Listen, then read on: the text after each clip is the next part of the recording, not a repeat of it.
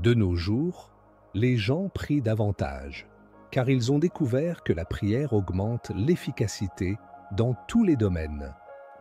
Elle permet d'aller puiser des forces autrement inaccessibles, puis d'y avoir recours par la suite. Un grand psychologue disait « La prière est la plus grande force à laquelle chacun peut faire appel pour résoudre ses problèmes personnels. Sa puissance me stupéfie. Le pouvoir de la prière est une manifestation d'énergie. De la même façon qu'il existe des techniques scientifiques donnant accès à l'énergie atomique, d'autres techniques, tout aussi scientifiques, comme la prière, permettent libérer l'énergie spirituelle. Et les manifestations de cette force tranquille sont évidentes.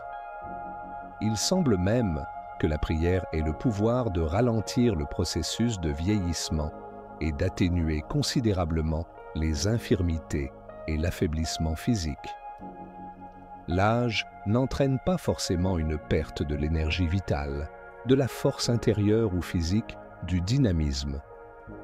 L'esprit ne s'atrophie pas forcément au cours des ans et avec l'âge.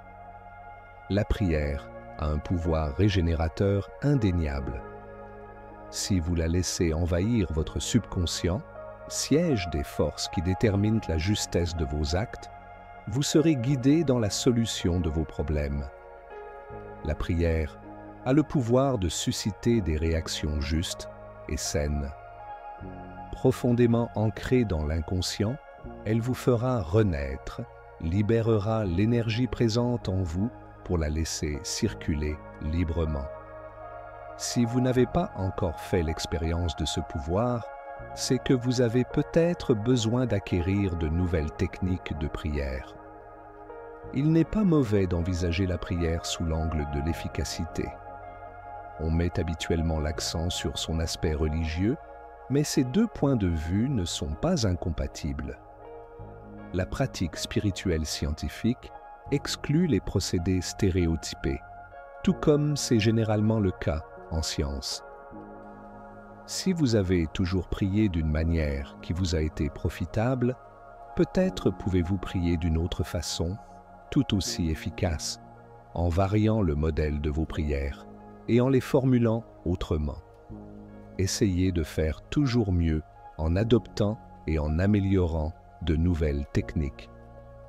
N'oubliez pas que la prière est la plus grande force mise à votre disposition aujourd'hui, dans le monde même où vous vivez.